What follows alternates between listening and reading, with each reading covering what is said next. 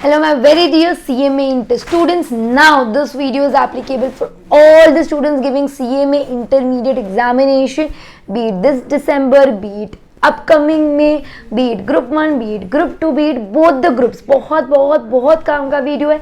सोच समझ के आपकी गलतियों से एनालाइज करके लिख कर बहुत सारे पॉइंट्स मैं ये वीडियो आप लोगों के लिए बना रही हूँ, तो इसको बीच से छोड़ो मत, एंड तक की वीडियो देखो. आपको बहुत छोटी छोटी चीज़ें मैंने नोट डाउन की है और उससे आपको बहुत सारा फायदा होगा. और ऐसे लग रहा है कि अच्छा लग रहा है टॉपिक, आपको वीडियो हेल्पफुल लगा तो आपने वीडियो को ज़रूर लाइक करना चाहिए. Now I am in this video going to talk about the dos and don'ts of CMA intermediate exam. मतलब एग्जाम से पहले रादर प्रिपरेशन की प्रिपेयर करते करते आप ऐसे कौन सी गलती करते हो, कौन सी चीज़ें आपने करनी चाहिए, कौन सी चीज़ें आपने नहीं करनी चाहिए, ताकि आपकी पढ़ाई स्मूथली हो, इफेक्टिवली हो और आप जो पढ़ रहे हो वो रिटेन भी होते जाए. उसके लिए सबसे पहले एक एक करके आपको सारे पॉइंट लिखाऊंगी और बहुत लॉजिकल पॉइंट है, बहुत छोटी छोटी बातें. आपको ये सारी चीज़ जो मैं इसके अंदर बता रही हूँ मैंने कुछ सोच के बच्चों के मिस्टेक्स एनालाइज करके बोली है. अगेन आई एम रिपीटिंग, ये चीज़ आपको कहीं देखने नहीं मिलेगी इतनी बारीक पॉइंट के साथ. इसलिए वीडियो को देखो, ताकि किसी ने कहा है बहुत स्मार्ट एडवाइस है ये, खुद गलती करके सीखने से अच्छा दूसरों की गलतियों से सीखो. Learn from others mistake, it will save time for you. And the compilation of all the mistakes I am covering over here, which you need not to do, which you should not do for your examination. सबसे पहले ना आपने आपका paper pattern समझना है. Paper pattern समझना इसका मतलब क्या होता है बेटा, आप लोग जानते हो कि आप लोगों को ऑब्जेक्टिव्स है, आप लोग जानते हो कि आप लोगों को प्रैक्टिकल क्वेश्चंस हैं, आप ये भी जानते हो कि आप लोगों को थ्योरी क्वेश्चन आते हैं. हर सब्जेक्ट का खुद का पेपर का एनालिसिस करो कि कितना ऑब्जेक्टिव है, कितना प्रैक्टिकल है, कितना थ्योरी है. मैम ये हम क्यों कर रहे यार, ऑलरेडी तो यूट्यूब पे बहुत वीडियो है, शायद मेरी भी होंगी. लेकिन जब आप एक सब्जेक्ट पढ़ते हो ना, उस सब्जेक्ट की मेन बुक जो भी आपकी बुक होगी उसके सामने लिखो कि इसके अंदर एग्जाम्पल 25 मार्क्स के ऑब्जेक्टिव्स है, 15 मार्क की थ्योरी है. आप ये जब लिखेंगे ना तो आपके दिमाग में फिट हो जाएगा. वीडियो एक बार देख ले तो उससे आपको टेम्पररी सेटिस्फैक्शन मिलता है. जब आप खुद से 2-3 पेपर एनालिसिस करते हो तब आपको समझ में भी आता है कि किस टाइप के ऑब्जेक्टिव्स आ रहे हैं, मैच द फॉलोइंग आ रहे हैं, ट्रू और फॉल्स आ रहे हैं या फिल इन द ब्लैंक्स आ रहे हैं. एक अपना पेपर पैटर्न अच्छे से एनालाइज करो. इस चीज़ के लिए please don't be dependent on anyone. Telegram पे बहुत फाइल चलती है, ये रहा आपका पेपर पैटर्न, सब सही है. आप जब आप खुद के लिए करोगे ना तो पेपर पढ़ते पढ़ते और भी कुछ ऐसी चीज़ें आपको एनालिसिस में मिलेगी जो शायद आपको सिर्फ अ पीस ऑफ पेपर पढ़ के कहीं से टेलीग्राम से नहीं मिलेगी. इसीलिए खुद का पेपर पैटर्न का एनालिसिस खुद करो. वेटेज समझो, हर टॉपिक का क्या वेटेज हो सकता है, इस सब्जेक्ट में थ्योरी इंपॉर्टेंट है क्या, इस सब्जेक्ट में प्रैक्टिकल इंपॉर्टेंट है क्या. Give little time in analysis. The more you analyse the smarter you are going to study. इसलिए ये चीज़ आपको पता रहनी चाहिए आपका पेपर पैटर्न कैसा है. एक ही पेपर देख लिया, मतलब कॉस्टिंग का एक देख लिया, तो उसके रेफरेंस पे आप बाकी सारे सब्जेक्ट का इंटरप्रिटेशन निकाल सकते क्या, नहीं. सारे सब्जेक्ट के एक दो पेपर देखो. Second thing which is so important and 90% students don't understand this, and this is the reason आप लोगों का percentage of result is falling down. Lectures से ज़्यादा इम्पॉर्टेंट है सेल्फ स्टडी. मैम मतलब आप कह रहे हो लेक्चर मत देखो, नहीं बच्चा, मैं आपको बोल रही हूँ कि आप लेक्चर्स देखो, लेकिन क्या सिर्फ लेक्चर के बेसिस पे काम होता है क्या, नहीं. आपको सेल्फ स्टडी करनी पड़ेगी. मैंने मैथमेटिकली ज़रूर लिखा है, मैं इसको आपको और अच्छे से लिख के देती हूँ. सेल्फ स्टडी का टाइम, सेल्फ स्टडी का importance is greater than watching lectures. मतलब सिर्फ लेक्चर देख के बच्चा पास हो सकते क्या, नहीं, काम नहीं बनता है. आप लोगों को उसी लेक्चर की सेल्फ स्टडी करनी पड़ेगी.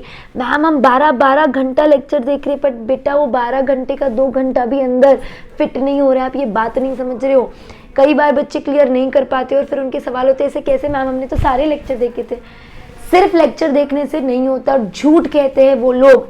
जो कहते हैं कि मेरे लेक्चर देखो आप पास हो जाएंगे, नहीं, this is impossible, you are giving intermediate exam, I am not here to sell my lectures, आप मेरे लेक्चर देखो काम हो जाएगा, नहीं बच्चा, आप किसी के ही लेक्चर देख लो, लेक्चर के बाद आपको सेल्फ स्टडी करनी पड़ेगी, वो मेरे भी क्यों ना हो। तो अगर मेरे ही लेक्चर के बाद आपको सेल्फ स्टडी करनी पड़ेगी तो मैं आगे क्या ही बोलूँ आपको, बिकॉज यू ऑल नो हम इतने डिटेल में लेक्चर्स लेते, उसके बाद भी मैं आपको बोलती हूँ, अगर मेरे रेगुलर स्टूडेंट आप ये वीडियो सुन रहे हो face to face live streaming या रिकॉर्डेड, तो कमेंट बॉक्स में ज़रूर बताओ कि क्या आप तक ये बात पहुँचती या नहीं पहुँचती, कि मैं आपसे कहती हूँ कि घर जाके ये फिर से सॉल्व करो, मैं आपसे ये बात भी कहती हूँ कि इतना पार्ट फिर से एक बार देखना जाके और क्लैरिटी मिलेगी, डू वी डू दिस और नॉट। मैं आपको सेल्फ स्टडी का इंपॉर्टेंस हर दूसरे दिन समझाती हूँ। सेल्फ स्टडी क्या होता है ना, लेक्चर देखने से आप ऑडियंस होते हो, आप समझ के लेते हो कि हाँ ये कैसे किया जाता है, पर आप कब अटकोगे, जब खुद करने की बारी आएगी। तो जब आप लेक्चर देखते हो ना, वही चीज़ जो भी सोल्यूशन आपने नोट डाउन किया है उसको आप एक बार ठीक से वापस से क्वेश्चन आंसर रेफर करके सेल्फ स्टडी करो। क्या सेल्फ स्टडी का मतलब ये है आंख बंद करो पूरा सोल्यूशन आंखों के सामने छप जाएगा, स्वाहा, नहीं। सेल्फ स्टडी का मतलब भी क्या होता है ना, क्वेश्चन आंसर साथ में पढ़ो। अगेन बच्चों का इंटरप्रिटेशन क्या होता है, अब मेरा लेक्चर देख लिया, अब घर गए, अब उन्होंने क्वेश्चन पढ़ा और हाँ ब्रह्म ज्ञान आ जाएगा, सारा सोल्यूशन एज इट इज लिख लोगे जो आपने लेक्चर में देखा था, नहीं होता है ऐसे। आप अगर अभी आज ही लेक्चर किया हुआ है तो घर जाके आपको उसका क्वेश्चन और उसका सोल्यूशन देखकर समझकर, कॉपी नहीं समझकर घर पे पढ़ना पड़ेगा, उसको सेल्फ स्टडी कहते हैं। सेल्फ स्टडी का मतलब भी क्लैरिफाई करो। आप लोगों के हिसाब से सेल्फ स्टडी होता है क्वेश्चन पढ़ा, खुद से सब आना चाहिए, और नहीं आता है तो मम्मी मम्मी मैम मैम हमको आ ही नहीं रहा है। अभी कैसे आएगा? अगर आप पहली बार कोई चीज़ पढ़ रहे हो तो 1 से 2 बार तो आपको समझ समझ के करना पड़ेगा, तब जाके वो दिमाग में प्रिंट होगा। मैं इस पॉइंट पे इतना बोल सकती हूँ क्योंकि इतने बच्चे इधर गलती करते हैं ना, इम्पोर्टेंट समझते और समझते तो गलत तरीके से सेल्फ स्टडी करते हैं। पहले तो समझो सेल्फ स्टडी इम्पोर्टेंट है, दूसरी बात ये समझो कि सेल्फ स्टडी कैसे की जाती है। ब्रह्म ज्ञान नहीं आता है लेक्चर देख के, आपको लेक्चर देख के कॉन्सेप्ट क्लैरिटी मिलती है, फिर 1-2 बार जब आप वही सेम चीज़ देख के समझ के सॉल्व करेंगे ना, फिर आपको आने लगेगी। तो गिव योरसेल्फ लिटिल टाइम, इसीलिए सेल्फ स्टडी ज़्यादा इम्पोर्टेंट है। तीसरी, इतनी प्यारी गलती तुम करते हो, इतनी प्यारी करते हो, मुझे समझ में नहीं आती कैसे ये कर लेते हो, मतलब मुझे सोच के ऐसा लगता है कि how you actually read the sums. Seriously आप क्वेश्चन पढ़ते हो, सोल्यूशन पढ़ते हो, हाँ हाँ मुझे सब आ रहा है, बेटा नहीं आ रहा है। जो चीज़ को जितना टाइम लगता है, जो चीज़ को जो तरीका लगता है, वो आपको देना ही पड़ेगा। आपको रीड नहीं करना है, आपको सॉल्व करना है। भले ही आप रफ में सॉल्व करो, पेंसिल से करो, ऐसे ऐसे ऐसे करो, चलता, पर सॉल्व करना है। भले ही आप पर्टिकुलर में सारा अमाउंट मत लिखो, सैलरी लिखा है तो सिर्फ सैलरी लिखो, 10,000 चलेगा। वेजेस लिखा है सिर्फ वेजेस लिखो, मटेरियल लिखा है तो सिर्फ मटेरियल लिख दो, कुछ ना लिखे टोटल तो भी चलता है, लेकिन सॉल्व करो। कॉस्टिंग या कोई भी प्रैक्टिकल सब्जेक्ट रीड करके कैसे ही होगा मुझे बताओ आप। ये भी एक बहुत इतनी, मतलब मुझे ये मिस्टेक की वजह से जब कई बार ऐसे होता है ना, ये लोग पूरा 2-3 महीना ऐसे ही पढ़ते हैं, फिर एग्जाम में जाके रियलाइज़ होता है कि हमको सॉल्व करते नहीं आ रहा है। कैसे आएगा जब आपने इतने महीने क्या प्रैक्टिस की, क्वेश्चन पढ़ा, सोल्यूशन पढ़ा, अब उस दिन आप चाहते हो कि आपका बॉडी सडनली लिखने भी लगे, सब तो नहीं होगा। आपको पहले ही उसकी प्रैक्टिस करनी पड़ेगी। Don't read the sums read करना सबसे गंदी मिस्टेक होगी बेटा।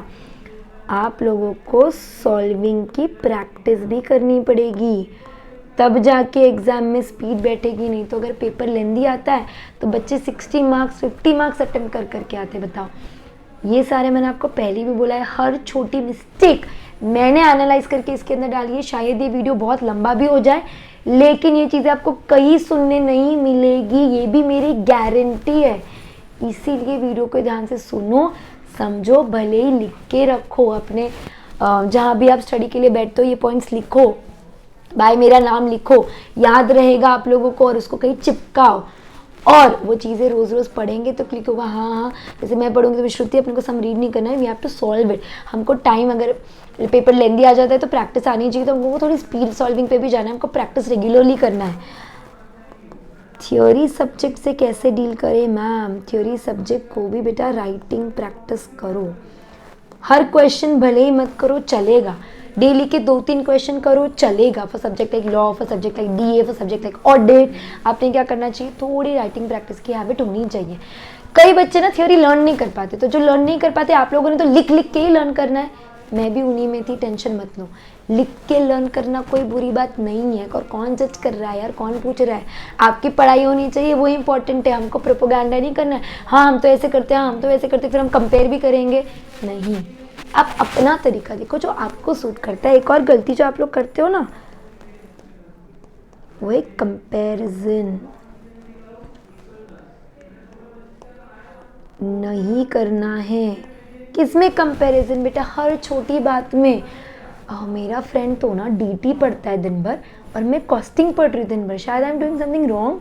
मेरा फ्रेंड ना कॉस्टिंग ऐसे कैलकुलेटर पे सॉल्व करता है, मुझे लिखना पड़ता है, मुझे नहीं आता है क्या? माई फ्रेंड ना studies 4 subject in a day, I study only 2 subject in a day. Am I doing anything wrong?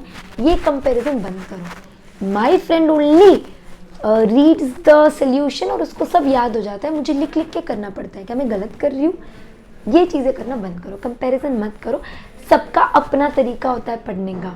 मतलब किसी लोगों को ऐसे देख के कैलकुलेटर पे सॉल्व करके आंसर आ जाएगा, किसी लोगों को थोड़ा लिखना पड़ेगा। क्या प्रॉब्लम है? आप अपने इंटर कंपैरिजन के चक्कर में ना आपकी पढ़ाई की मतलब पूरी रिदम बिगाड़ देते हो। आपको ये कॉपी करना, कंपेयर करना, दूसरा ही सही और आप ही गलत हो, ये करना बंद करना है। उसके लिए नहीं तो 10 लोगों को फॉलो करना बंद करो।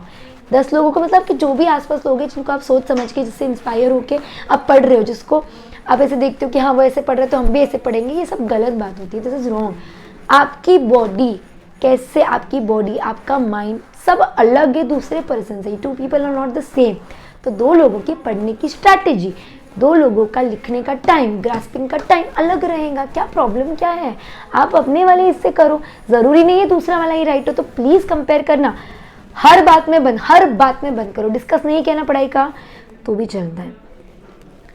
While studying you must not ignore, don't ignore objectives and theory. क्या होता है ना, जनरली ये ऐसी चीज़ है जो हमको लगता है कि हाँ आ ही जाएगा, तुच्छ है, क्या ही है, फालतू है, टाइम पे किया तो भी हो जाएगा। टाइम पे नहीं होता।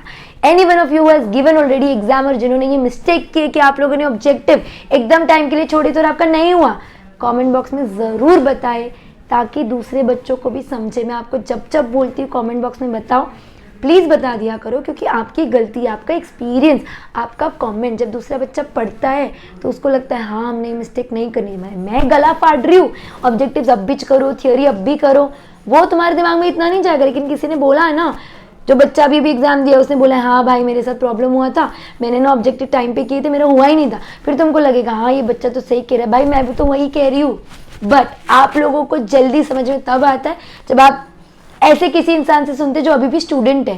तो आप में बच्चा लोग, अगर आपके साथ ये इनमें से कोई मिस्टेक हुई है या इनमें से किसी चीज़ की वजह से फ़ायदा हुआ है तो कमेंट बॉक्स में ज़रूर बताएं।